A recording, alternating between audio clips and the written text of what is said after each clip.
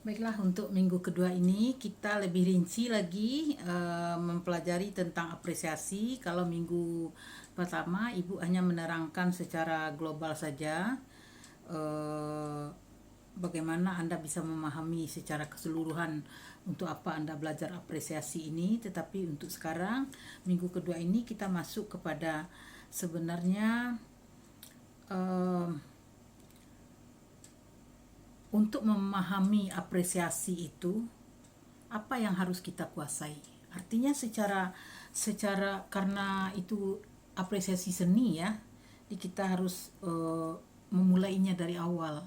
Jadi dari awal itu yang pertama ada 4 faktor yang harus Anda pahami tentang untuk mengapresiasi itu supaya Anda memahaminya begitu kan. Jadi yang pertama tuh hakikat seni itu apa? Itu yang perlu. Yang kedua itu pengertian seni itu apa yang sebenarnya?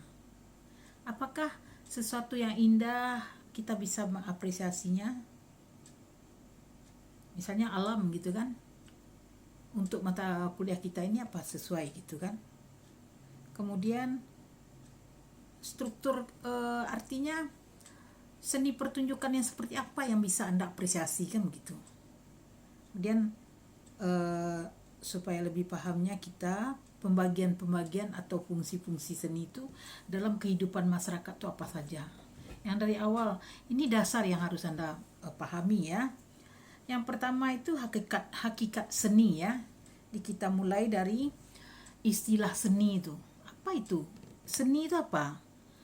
Dia berasal dari kata apa gitu kan? Jadi dari Sanskerta, seni itu berasal dari dalam bahasa Sanskerta itu sani. Sani ya.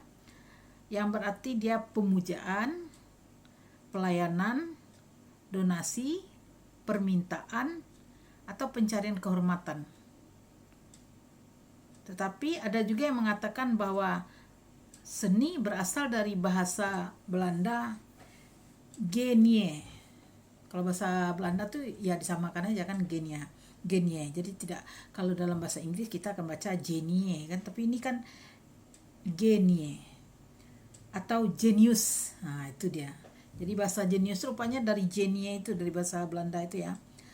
Yang memberikan gambaran, keduanya memberikan gambaran tentang cukup jelas tentang aktivitas berasal dari sebuah aktivitas. Jadi kalau jenius tuh ya dari aktivitas kan, kalau dia tidak ada aktivitas orang kan tidak bisa menilai dia jenius atau tidak. Kan memang dari buktinya juga. Ada buktinya juga. Apa sih buktinya dia jenius? Dia harus melakukan sebuah aktivitas yang dapat dibuktikan dengan sebuah aktivitas gitu kan, seperti itu. Kemudian seni adalah ekspresi jiwa manusia yang dituangkan dalam bentuk karya seni. Apakah itu karya seni itu seni pertunjukan atau kesenian dalam bentuk yang dipertontonkan gitu kan, artinya yang dibuat ada aktivitas gitu kan. Kalau seni pertunjukan itu kan orang cenderung ya setelah dia dipertunjukkan, disengaja untuk mempertunjukkannya, dipersiapkan, lalu dia itu istilah seni pertunjukan itu kan baru dikenal orang gitu kan. Kalau dulu kan istilahnya dia namakan kesenian aja gitu kan. Kemudian ekspresi jiwa tuh seni itu dapat merupakan refleksi kehidupan. Jadi suatu yang ini ya apa namanya, dia merupakan edukatif juga sebenarnya. Jadi misalnya kita berpakaian ya, berpakaian tuh semakin lama kan berkembang sebenarnya karena ada jiwa seni yang dalam diri orang itu. Makanya kalau kita kita orang seni itu orang sering bilang begini, oh kalau orang seni itu ialah gaya katanya kan, seperti itu. Berarti kita kan dapat menyimpulkan bahwa yang seni itu eh, suatu transformasi di dalam kehidupan manusia yang berawal dari kehidupan sehari-hari gitu. Kehidupan sehari-hari yang pertama itu ya contohnya di Minangkabau ya. Ya pertamanya untuk mengisi-ngisi waktu aja. Kan orang Minangkabau kalau berkesenian tuh katanya untuk mengisi-ngisi waktu saja. Jadi memang aktivitas kan itu. Jadi itu betul itu. Dia sebuah aktivitas gitu kan. aktivitas, kemudian uh, dia mencoba untuk misalnya gerak-gerak, bagaimana dia mengekspresikan gerak-gerak gitu kan. Kalau misalnya melalui seni gitu kan. Kalau sedangkan menangkap harimau aja ya, ada tari ilau namanya, itu menangkap harimau melalui seni juga. Jadi kalau kalau misalnya dulu tuh di pinggir-pinggir hutan tuh, makanya orang kadang kan nggak boleh ada suatu bunyi suling aja gitu kan. Bunyi suling aja kan orang bilang tuh jangan jangan ditiup sulingnya malam-malam, nanti datang ular gitu kan. Berarti kan melalui seni juga ya. Kemudian seperti yang kata ibu tuh, tari menangkap harimau itu, ilau itu. Jadi dia dielu-elukan, raja hutan gitu kan, raja hutan sebenarnya kan. Jadi dia disebut rajo, rajo hutan, oi. Jadi itu orang membuat lingkaran, ibu-ibu membuat lingkaran, dia mengilau-ilaukan itu, memanggil-manggil harimau tuh kalau harimau tuh sudah memakan ternak gitu kan, seperti itu. Jadi itu seni juga. Jadi berawalnya dari situ, dari kehidupan sehari-hari yang bermanfaat untuk kesejahteraan masyarakat itu sendiri. Jadi contohnya kalau seperti luka itu kan ya berawal kok lukanya menangkap ikan gitu kan. Katanya dulu kalau ada satu parit gitu kan, kali-kali kecil itu, luka tuh biasanya kan menangkap ikannya di kali-kali kecil, bukan di sungai, tapi banda gitu, banda. Jadi kira-kira 1 meter lah banda itu kan. Jadi kan di kampung-kampung kadang untuk batas nagari atau batas kampung, misalnya kampung-kampung antara kampung ini dengan ini gitu kan. Nah, itu ada banda-banda tuh dibatasi dengan banda itu kan. Nah, seperti itu. Nah, itu orang menangkap ikan tuh pakai luka. Pertama menangkap ikan tuh dengan luka tuh dia menganggap bahwa kok kata orang gini, katanya dijampi-jampi lukanya itu supaya banyak masuk ikan kan, seperti itu. Lalu dicobanya di darat bagaimana menjampi-jampi luka itu sendiri, di mantra-mantranya itu dibunyikan, luka itu bergerak gitu kan, seperti itu katanya. Ada awal kalau di tempat ibu orang mengatakan awalnya seperti itu, makanya luka gitu tuh dia menari-nari gitu kan, seperti itu. Kemudian dia merupakan simbol kan, itu simbol. Jadi luka gilo tuh luka simbolnya. Kemudian banyak tari-tarian, mungkin di tempat Anda juga ada simbol-simbol tersendiri, mempunyai makna dalam kehidupan. Jadi makanya orang kalau tidak tampil tari itu nggak sah acara itu, misalnya kan ada orang menyebut seperti itu. Bagaimana dalam kehidupan sehari-hari aktivitas perkenian itu selalu dihadapi oleh manusia. Kadang-kadang memang tidak menyadari bahwa sebuah aktivitas seni, dia sudah melakukan sebuah aktivitas seni gitu kan.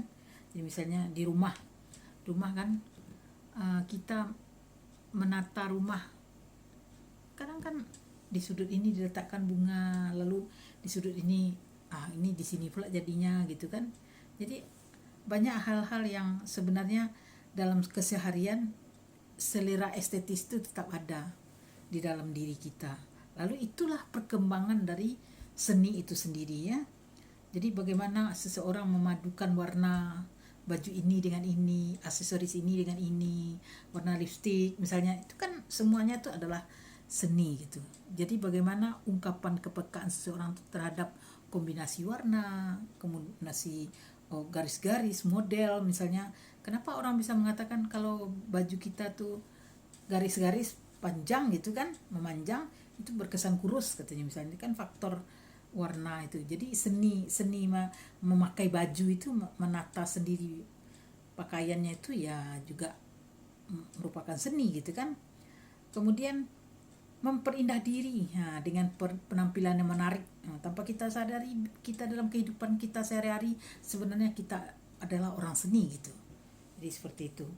Kemudian seni itu secara teoritis dapat dibagi dua ya. Ada seni murni, kemudian ada seni terapan namanya.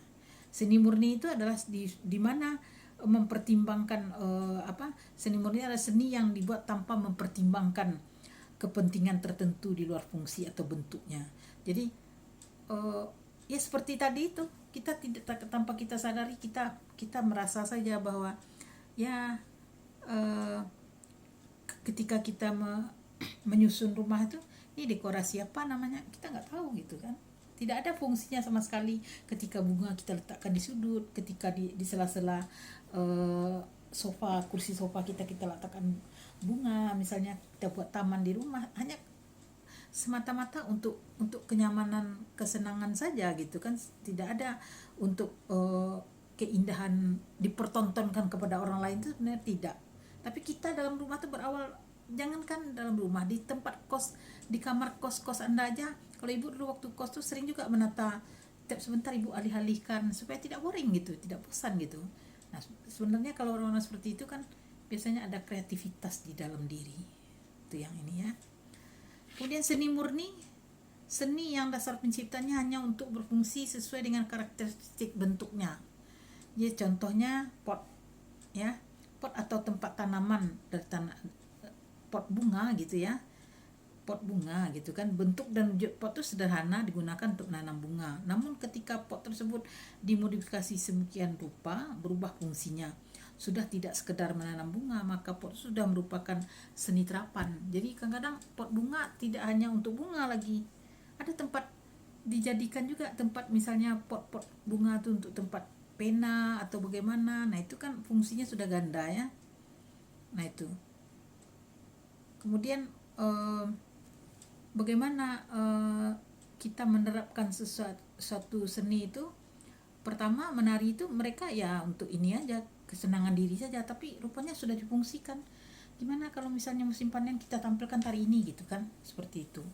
Nah itu awal dari kesenian tuh seperti itu, walaupun kadang-kadang awalnya dari untuk kepentingan tertentu. Kalau di dalam pada awal mulanya kesenian tertua itu memang untuk fungsinya ada digunakan untuk sesuatu, minta hujan misalnya, untuk supaya padinya subur misalnya, ada kepercayaan orang tuh seperti itu gitu kan. Kemudian pengertian seni ya, kesenian dalam pemahaman sempit dianggap seni ensik. Di sana ada seni rupa, seni musik, seni tari, seni teater. Nah itu yang perlu Anda pahami. Namun apakah kesenian yang hanya terbatas pada 4 itu saja?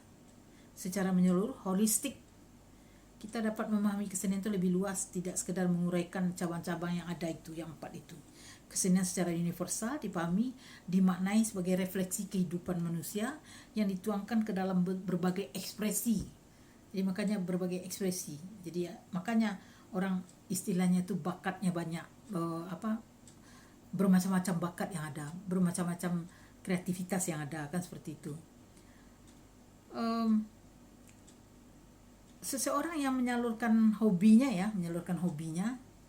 jadi melalui edukatif, artinya bagaimana seseorang tuh sharing dengan orang lain. Pertama dia menari, lalu diajarkannya kepada orang lain. Nah itu tanpa kita sadari, di kampung-kampung misalnya ada kelompok-kelompok seni itu ya, yang tradisi itu sudah terjadi transformasi kesenian itu melalui edukatif, tapi non formal gitu, seperti itu. Nah ini awal-awal kesenian tuh yang perlu Anda pahami ya. Kemudian bagaimana seseorang ya di era globalisasi ini, tuntutan kesenian itu seperti apa? Kalau dulu tuntutan kesenian tuh ya hanya untuk istilahnya apa?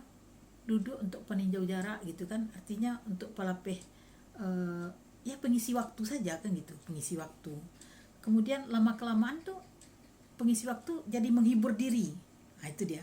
Pertama dia berkesenian tuh, tapi lama-kelamaan tuh menjadi hiburan gitu. Hiburan tuh sebenarnya yang maksud dengan hiburan tuh tidak spesial dipertontonkan ya, tetapi untuk menghibur, untuk hiburan. Misalnya orang kita menari bersama-sama, kita tidak menari itu bukan berniat untuk dipertontonkan orang, kan beda sekali. Kalau misalnya ada lagu terus kita menari, yang lain menari juga, kita tidak ada niat kita dipertontonkan kepada orang lain, tetapi untuk menghibur diri kita sendiri gitu. Dering dering dering deng deng deng deng deng deng, kita menari atau bagaimana gitu kan. Berawalnya dari untuk hiburan diri sendiri saja, lama kelamaan dia bisa menjadi ditata untuk menjadi sebuah pertunjukan. Nanti kan kadang-kadang dipertunjukkan itu yang dipertunjukkan, maksudnya tuh dipertontonkan. Nah itu kan itu sebenarnya. Kalau orang lain kan makanya seni persembahan namanya, Kalau di Malaysia disebut seni persembahan, tapi seni pertunjukan itu performing arts itu tadi. Itu ya.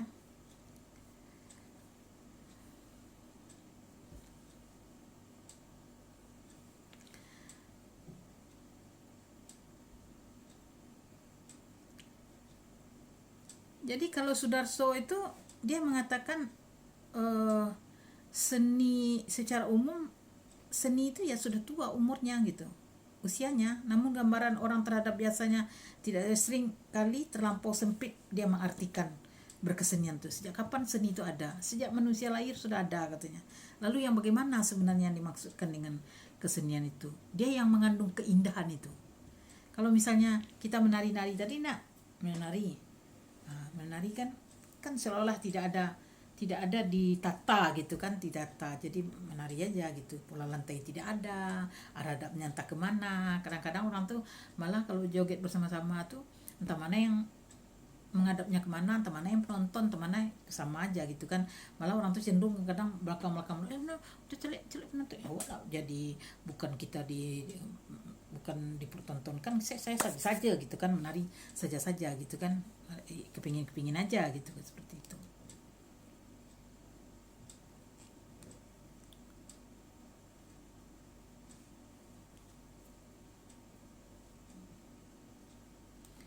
Jadi menurut Ki Hajar Dewantoro ya, seni segala perbuatan manusia yang timbul dari hidup, perasaannya tuh bersifat indah sehingga dapat menggerakkan jiwa perasaan manusia itu sendiri.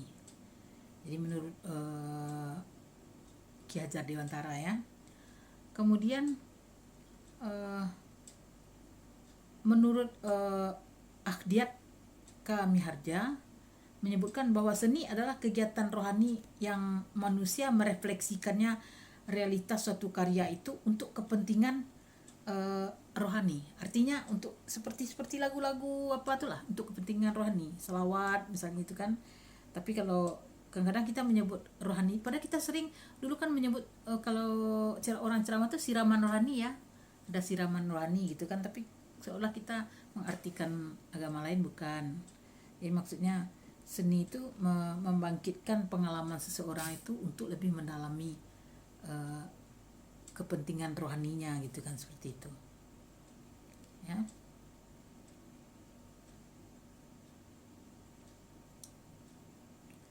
Nah, kemudian tari itu, kesenian itu, seni itu yang penting sekali kita perhatikan, dia mempunyai tari itu ada yang disebut tuh teks. Kita tidak bisa memahami kesenian itu secara tekstual saja, tetapi hendaknya secara kontekstual. Apa itu?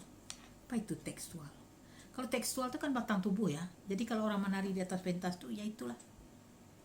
Tetapi konteksnya tari itu ditampilkan tuh untuk apa gitu?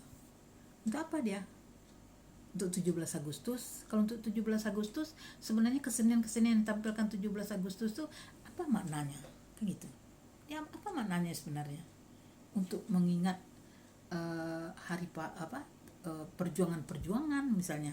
Makanya cenderung kalau pada hari-hari kemerdekaan tuh lagu-lagu yang bersemangat, patriotik gitu kan, seperti itu sering.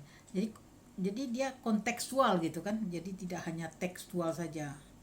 Tidak hanya tekstual. Ini bagian-bagiannya nanti juga kita akan ini ya.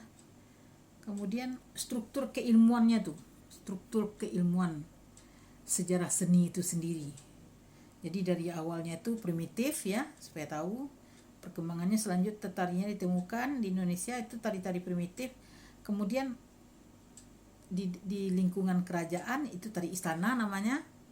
Di lingkungan masyarakat awal mulanya itu primitif. Kemudian tari rakyat disebut juga karena ada tari istana, ada tari rakyat. Tapi kalau kita yang tidak punya kerajaan tuh kita cenderung mengatakan tradisional.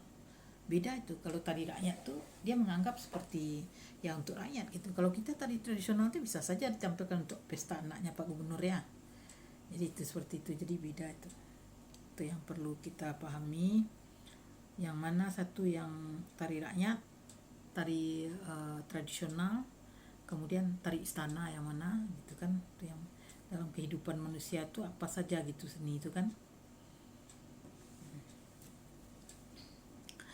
Kemudian apresiasi seni ya. Jadi apa itu sebenarnya apresiasi seni kan? Kita sudah tadi memahami hakikat seni dalam kehidupan manusia. Ada yang murni semata-mata tidak mementingkan apa, untuk kesenangan diri saja. Kemudian lalu ada gunanya. Ditanya, ya Bapak membuat tadi untuk apa? Oh, nanti ada penyambutan tamu. Nah, misalnya gitu. Itu kan sudah ada maksudnya, terapan itu kan. Nah, kemudian apresiasi itu pengenalan terhadap objek seni kepada masyarakat luas. Pengenalan terhadap apresiasi bisa secara aktif juga secara pasif. Nah, itu dia. Apresiasi pasif itu dilakukan ketika seorang menyaksikan pertunjukan, melihat pameran tanpa ada tindakan. Jadi menonton aja, seperti yang kemarin Ibu sampaikan kepada Anda. Ya, Anda sudah dapat melihat, oh begitu ya tari Jawa, gitu kan. Oh begitu ya tari Riau, tari Melayu. Oh itu tari Bengkulu, tari Kerinci, begini ya rupanya. Nah, itu pasif. Itu yang dimaksud dengan apresiasi pasif. Kemarin kan sudah Ibu jelaskan, tapi sekarang Ibu terangkan jenisnya tuh apresiasi itu yang mana gitu kan. Kemudian apresiasi aktif, ada disebut dengan apresiasi aktif ya. Ada yang disebut dengan apresiasi aktif, kemudian ada yang disebut dengan apresiasi pasif. Silahkan Anda jelaskan nanti untuk tugasnya ya. Nanti saya buat di dalam kuis. Apresiasi pasif itu apa, aktif itu apa, kan gitu. Lalu yang aktif itu yang bagaimana? Itu kan apresiasi pasif tadi ya melihat saja, tidak ada pertunjukan tanpa memberikan tindakan, tanpa memberikan penilaian gitu kan. Apresiasi aktif adalah melibatkan apresiasi dalam kegiatan tersebut. Bisa seorang ikut menari atau terlibat dalam sebuah pementasan teater. Jadi pelaku tadi. Jadi Anda kalau misalnya menari, jadi untuk mendapatkan apresiasi itu bisa jadi kita jadi pelakunya. Apresiasi itu dapat pula dipenuhi dengan memberikan komentar atau kritikan terhadap sebuah karya yang tampil gitu kan. Nah, itu. Jadi kita kita melihatnya, lalu kita aktif, kita mengkritisinya gitu, seperti itu. Nah, itu jenisnya ya. Jenis itu adalah jenis apresiasi. Jenis apresiasi ya.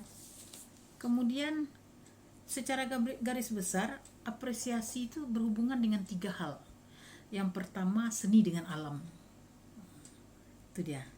Jadi karya seni yang sebenarnya merupakan tiruan alam. Nah, itu kalau misalnya dari awal-awal ini Anda tahu bahwa alam tak kambang jadi guru. Misalnya di Minangkabau itu kan kenapa ada gerak menanam, kenapa ada gerak menampih, kenapa ada gerak menjangku misalnya. Ada di tempat Anda menggampo Gambie. Nah, terus apa di tempat Anda lagi? Di kampung Anda apa namanya? Nah, kenapa ada nama-nama itu kan hubungannya seni dan alam gitu kan. Seni merupakan aplikasi dari apresiasi seorang terhadap alam itu sendirinya. Dia mengapresiasi alam, lalu dia respon alam itu, lalu dia buat suatu aktivitas gitu, seperti itu. Seorang melukis gunung misalnya ya, atau pemandangannya indah, tidak terlepas pengaruhnya dari alam itu sendiri.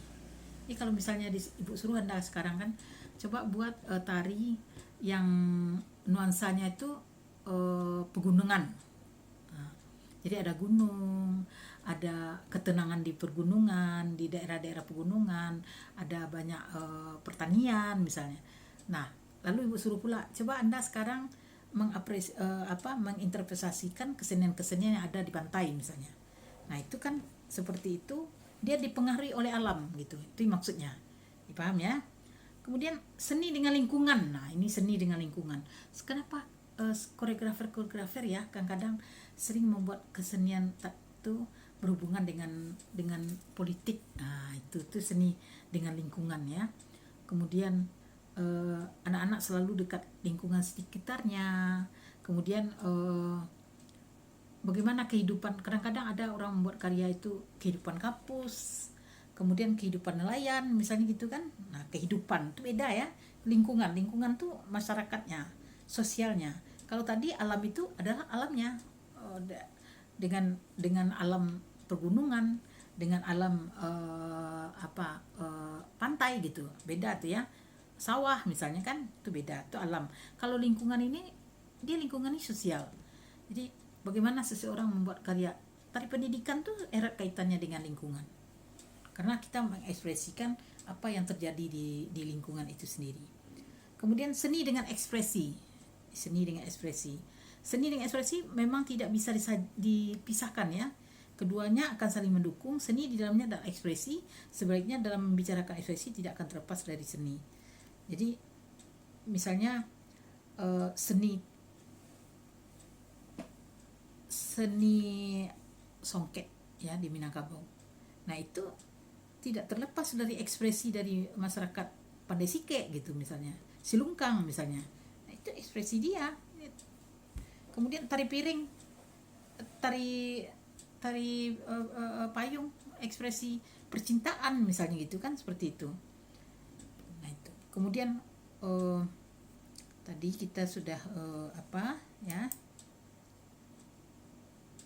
Nah, sekarang kalau yang bagian tadi apresiasi ya, yang pertama tadi hakikat ya pertama tadi ada struktur keilmuan seni gitu kan. Pertama ada seni itu dari mana asalnya, kemudian apresiasi seni, kemudian produksi seni. Dalam tataan itu penekanannya pada aspek kreativitas terhadap apa yang telah dimiliki oleh siswa. Jadi kreativitas, upaya pengembangan dari ide itu kan. Dalam tataran itu penekanannya pada kreativitas terhadap apa. Jadi bagaimana seseorang itu memproduk kesenian itu berdasarkan kreativitas. Produk itu dijadikan satu penilaian proses memperoleh kesenian, untuk menghasilkan kesenian itu sendiri. Kreativitas itu dilakukan untuk menghasilkan kesenian itu sendiri. Menghasilkan itu ya produksi seni gitu. Jadi bagaimana kita orang bisa